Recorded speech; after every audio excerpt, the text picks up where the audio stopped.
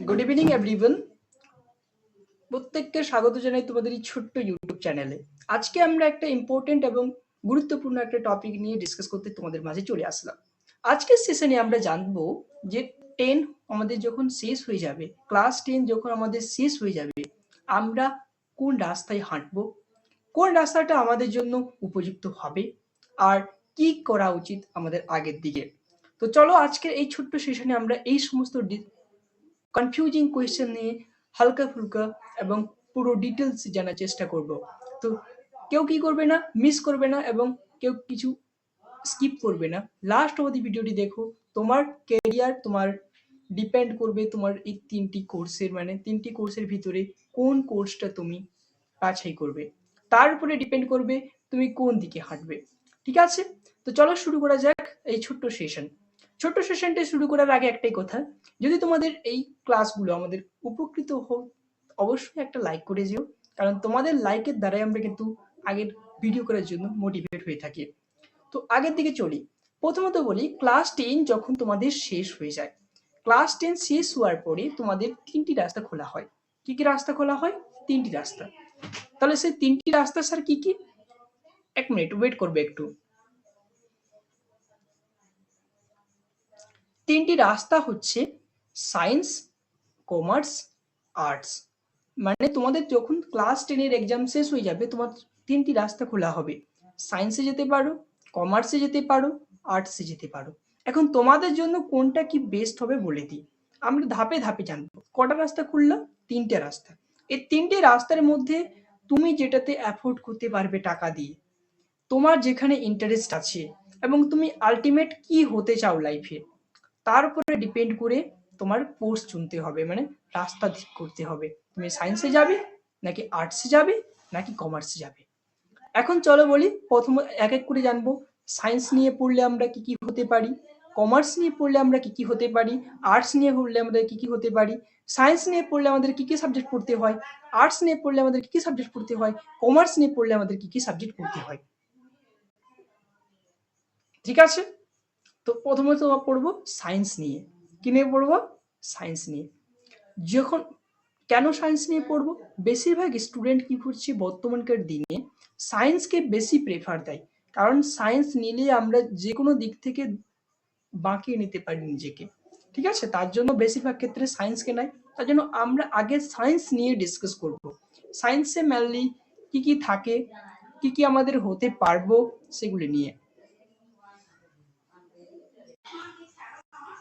সায়েন্সে মূলত দুটি ভাগ তোমাদের দেখা যায়। সায়েন্সের আবার দুটো রাস্তা হয়ে যায়। একটা হচ্ছে পিসিএম, যেটা হচ্ছে তোমাদের পিওর সায়েন্স। পিসিএম এ তোমাদের কি থাকে?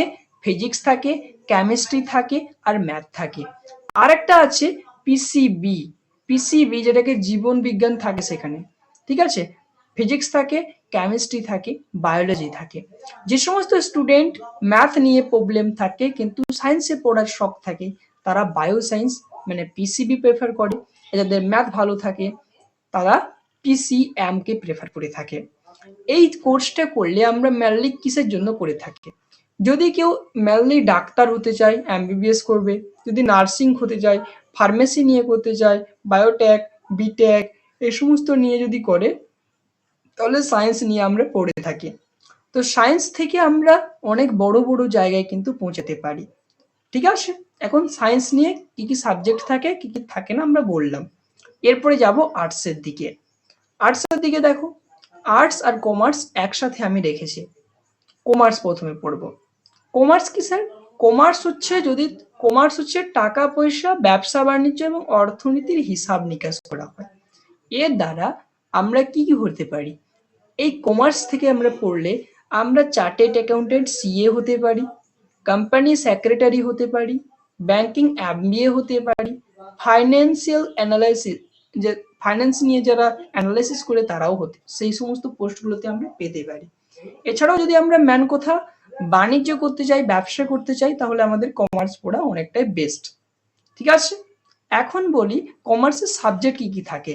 প্রধানত সাবজেক্টগুলো থাকে, দেখো অ্যাকাউন্টেন্সি থাকবে, বিজনেস স্টাডিজ থাকবে, ইকোনমি থাকবে, পলিটি থাকবে, এগুলো থাকে।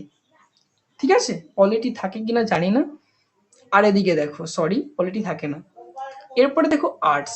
আর্টস নিয়ে তুমি যদি পড়ো তাহলে তোমাদের মেনলি ক্যারিয়ার হয়ে সিভিল সার্ভিস বড় এক্সাম দিতে পারবে, জার্নালিজম, সাইকোলজি এই সমস্ত যদি তোমার ইন্টারেস্ট থাকে তাহলে তুমি আর্টস নিয়ে পড়তে পারো। আর্টসের মেনলি বিষয়গুলি থাকে হিস্ট্রি, জিওগ্রাফি, পলিটিক্যাল সায়েন্স। তাহলে এতক্ষণ আমরা কি পড়লাম, যে সায়েন্স আমাদের কোন কোর্সটা নিলে কি কি সাবজেক্টগুলো বেশিরভাগ ক্ষেত্রে থাকে আর কি কি আমরা হতে পারবো তার একটা চার্ট আমি দিয়ে দিলাম। তোমরা এই চার্টটা স্ক্রিনশট রাখো, তোমাদের অনেকটাই বেশি কাজে লাগবে। এখন আমরা জানবো যে এখন তোমার ডিসিশন কি নেওয়া উচিত, তুমি সায়েন্সে পড়বে না আর্টসে পড়বে না কমার্সে পড়বে।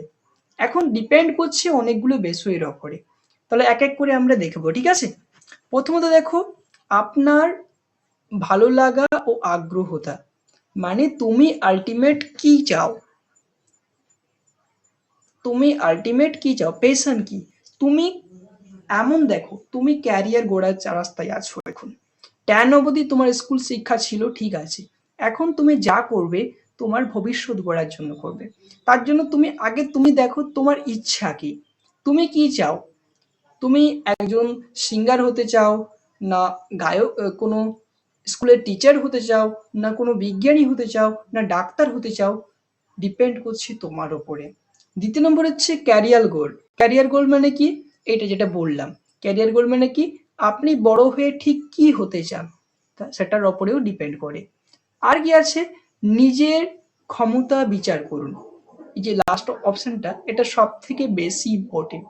এটা পুরো রিয়েল ফ্যাক্ট, যে তুমি অন্যের দেখা শেখায় নিয়ে নিলে, কিন্তু ধরো তুমি সেখানে পড়ার তোমার ইন্টারেস্ট নেই, তোমার মাইন্ড ক্যাপাসিটি এত নাই পড়ার মতো, তোমার বাড়ির আর্থিক অবস্থা এতটা ভালো নয় সেই ফিল্ডটা পড়ার মতো, তাহলে তুমি কি করবে, সেখানে মাঝ বরাবর গিয়ে বিপদে পড়তে পারো। তার জন্য অবশ্যই 3টে জিনিস মাথায় রাখবে, যে তোমার পেশন কি, তুমি কি হতে চাও, তোমার ক্যারিয়ার গোল কি, তোমার ভবিষ্যতে কি হওয়া নিজেকে উপস্থাপিত করতে চাও, আর তোমার বাড়ির কন্ডিশন আর তোমার মাইন্ডের কন্ডিশন কেমন, এগুলির ওপরে ডিপেন্ড করি তুমি কিন্তু তোমার নিজের সিদ্ধান্তটা নিও। তোমার বন্ধু নিয়েছে সায়েন্স মানে তোমাকেই যে নিতে হবে তেমন ব্যাপার নয়। দেখো, কোনো স্ট্রিমই খারাপ বা কোনো স্ট্রিমই ভালো, পুরো সবই সমান। এখন ব্যান্ড ব্যাপার হচ্ছে তুমি কিভাবে কাজে লাগাবে। যদি তুমি আর্টস নিয়ে পড়েও সফল হয়ে যাও, কোনো জায়গায় দাঁড়াতে পারো, ঠিক আছে, শুধু সরকারি চাকরি বলছি না, যে কোনো জায়গায়, তাহলেও তুমি সফল।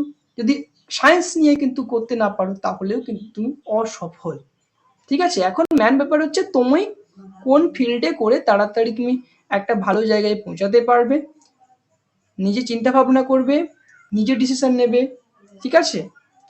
বন্ধু দেখা শেখায় কোনোদিনও ডিসিশন নিতে যেও না, এতে তুমি কিন্তু বিপদে পড়বে। এখন বলি আগের দিকে। আগের দিকে আর কিছুই নেই, এই ছিল তোমাদের ছোট্ট শর্ট ভিডিও, মানে একটা ছোট্ট ক্লাস, যেখানে আমি তোমাদেরকে বোঝানোর চেষ্টা করলাম যে তোমরা আলটিমেট কি নেবে। একটা কথা মাথায় রাখবে, সিদ্ধান্ত তোমার, টাকা তোমার, টাকা তোমার না তোমার বাড়ির, কিন্তু সিদ্ধান্ত তোমার, পড়তে তোমাকেই হবে। তার জন্য ফিল্ডটা ভেবে চিনতে নিও, কারণ একবার ভেবে চিনতে না নিলে পরে কিন্তু অনেক সারাটা জীবন তোমাকে পস্তাতে হবে। তাই অবশ্যই ফিল্ডটা বেছে আজ থেকে ভেবে রাখো, যাতে তোমার পরবর্তীতে আর ভাবতে না হয়, ঠিক আছে। এরপরে আমরা আরেকটা ভিডিও আনবো, যে ক্লাস 10-এর পরে গভর্নমেন্ট এক্সাম আমরা কি কি সরকারি চাকরির জন্য এলিজিবল হয়ে যাই, ঠিক আছে। ক্লাস 12-এর পরে আমরা কি কি এলিজিবল হই, কি কি সরকারি চাকরি আমরা সায়েন্স থাকলে ফেলতে পারবো, কি কি সরকারি চাকরিতে আমরা আর্টস থাকলে ফেলতে পারবো, সেগুলো নিয়ে আমরা ডিটেলসে গাইড করব। আমরা শুধু তোমাদের স্কুল শিক্ষা নয়, তোমাদের ক্যারিয়ার লাইফেও তোমাদের সাথে আছি এবং থাকার চেষ্টা করব। Thank you, bye bye. আজকের ছোট্ট সেশনটিকে আমরা এখানে শেষ করলাম। দেখা হবে আরেকটা গুরুত্বপূর্ণ সেশন নিয়ে। ততক্ষণ অবধি তোমরা নিজের পড়াশোনাটাকে চালিয়ে যাও, নিজের বাড়ির খেয়াল রেখো, অবশ্যই নিজের নিজের দিকেও খেয়াল রেখো। Thank you, bye by.